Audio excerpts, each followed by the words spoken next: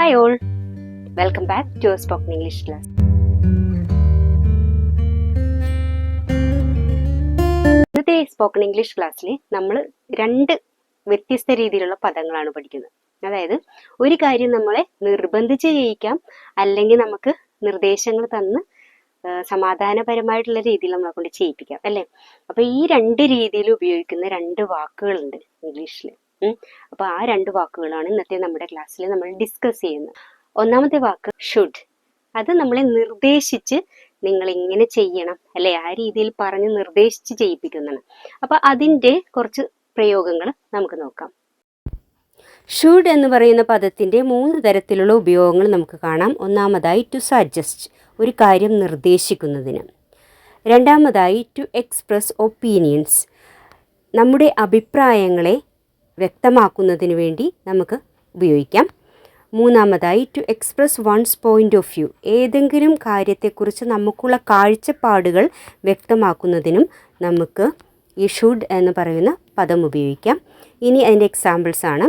You should apply for that job, നീ ആ ജോലിക്ക് വേണ്ടി അപേക്ഷിക്കണം എന്ന് പറയുമ്പോഴേക്കും, അല്ലെങ്കിൽ അപേക്ഷിക്കേണ്ടതായിട്ടുണ്ട് എന്ന് പറയുമ്പോഴേക്കും ഇതൊരു നിർദ്ദേശമായി തന്നെ നമുക്ക് കാണാം. You should keep out of the sun for 2 days, 2 ദിവസത്തേക്ക് നീ വെയിലത്ത് പോകുന്നത് ഒഴിവാക്കണം. ഇങ്ങനെ പറയുന്ന ഒരു സെൻറ്റൻസിൽ നമുക്കറിയാം ഇതൊരു വ്യക്തിപരമായിട്ടുള്ളൊരു കാഴ്ചപ്പാടാണ്. അത് മറ്റുള്ളൊരു വ്യക്തിക്ക് വ്യക്തമാക്കി കൊടുക്കുന്നതായിട്ട് ഈ സെൻറ്റൻസിലൂടെ നമുക്ക് മനസ്സിലാവുന്നു. It should be done before the match, ഇത് മാച്ചിന് മുമ്പ് തന്നെ ചെയ്യേണ്ടതുണ്ട് എന്ന് പറയുമ്പോഴേക്കും അതിലൂടെ ഒരു നിർദ്ദേശമാണ് ഇവിടെ വയ്ക്കുന്നത്. It should be done before the match, ഒരു മാച്ച് നടക്കുകയാണ്, അപ്പോൾ മാച്ചിന് മുമ്പ് ഈ കാര്യം ചെയ്ത് കഴിയണം, അല്ലെങ്കിൽ ഈ ജോലി മാച്ചിന് മുമ്പ് ചെയ്ത് കഴിയേണ്ടതുണ്ട് എന്ന് പറയുമ്പോഴേക്കും അതിലൂടെ നമുക്ക് വ്യക്തമാവുന്നത് ഇത് ഒരു വ്യക്തിയുടെ വ്യക്തിപരമായിട്ടുള്ള അഭിപ്രായമോ അല്ലെങ്കിൽ ഒരു നിർദ്ദേശമോ ആണെന്നാണ്.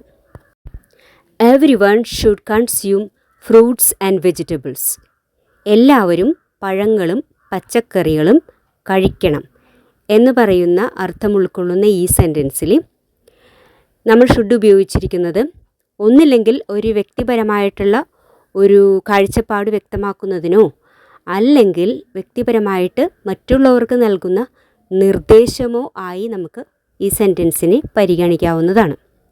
ഇവിടെ കൺസ്യൂം എന്ന പദത്തിനർത്ഥം ഈറ്റ്, തിന്നുക എന്നാണ്.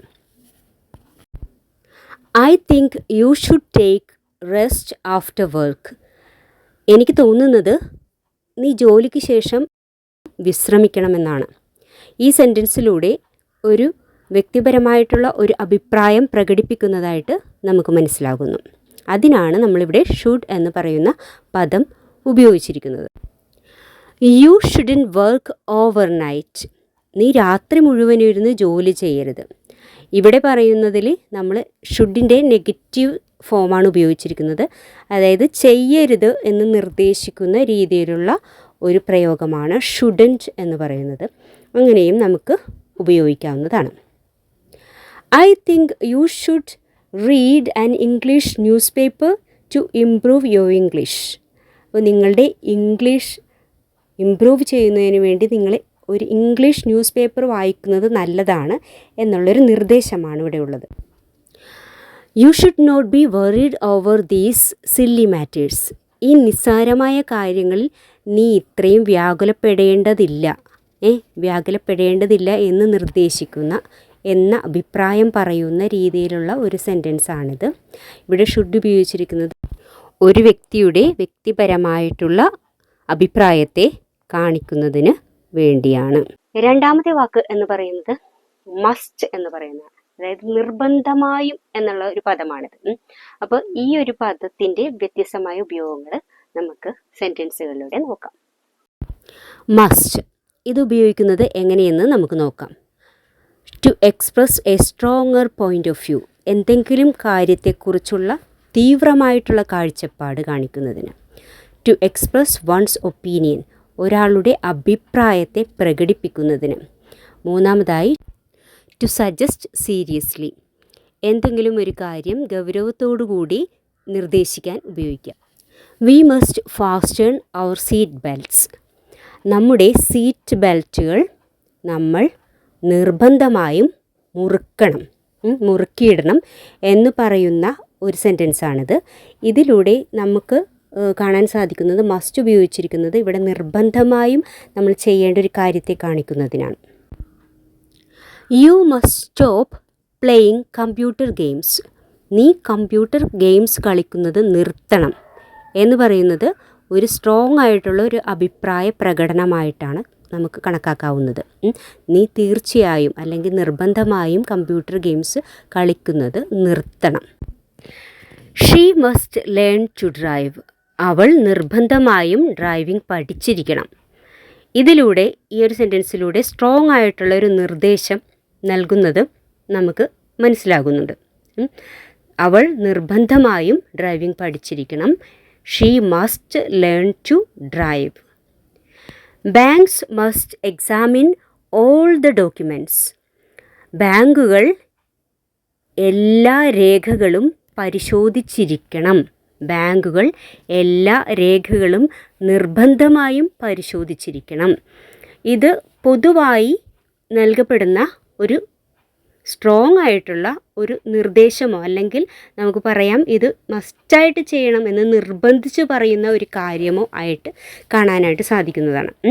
Banks must examine all the documents. എല്ലാ രേഖകളും നിർബന്ധമായും പരിശോധിച്ചിരിക്കണം. ഇത് വ്യക്തിപരമായിട്ടുള്ളൊരു കാഴ്ചപ്പാടല്ല, ഇത് പൊതുവായിട്ട് നൽകപ്പെടുന്ന ഒരു സ്ട്രോങ് ആയിട്ടുള്ള ഒരു നിർദ്ദേശമായിട്ട് നമുക്ക് പരിഗണിക്കാവുന്നതാണ്. You must not disturb me. ഇവിടെ മസ്റ്റിൻ്റെ ഒരു നെഗറ്റീവ് ഫോമാണ് ഉപയോഗിച്ചിരിക്കുന്നത്. You must not disturb me എന്ന് പറയുമ്പോൾ നീ എന്നെ ശല്യപ്പെടുത്തരുത് എന്ന് സ്ട്രോങ് ആയിട്ട് ഒരു നിർദ്ദേശം കൊടുക്കുന്നതായി നമുക്ക് മനസ്സിലാകുന്നുണ്ട്. All the teachers must wear their ID cards. എല്ലാ ടീച്ചേഴ്സും അവരുടെ ID കാർഡ് നിർബന്ധമായും ധരിച്ചിരിക്കണം എന്ന ഒരു നിർദ്ദേശം പൊതുവായിട്ട് സ്ട്രോങ് ആയിട്ട് നൽകുന്നതായിട്ട് നമുക്ക് കാണാനായിട്ട് സാധിക്കും. ഇവിടെയും നിർബന്ധമായിട്ടും ചെയ്യേണ്ട ഒരു കാര്യം എന്ന രീതിയിലാണ് മസ്റ്റ് എന്ന പദം ഈ ഒരു സെൻറ്റൻസിൽ ഉപയോഗിച്ചിരിക്കുന്നത് എന്ന് നമുക്ക് കാണാൻ സാധിക്കും. The students must study English at least 1 hour per day.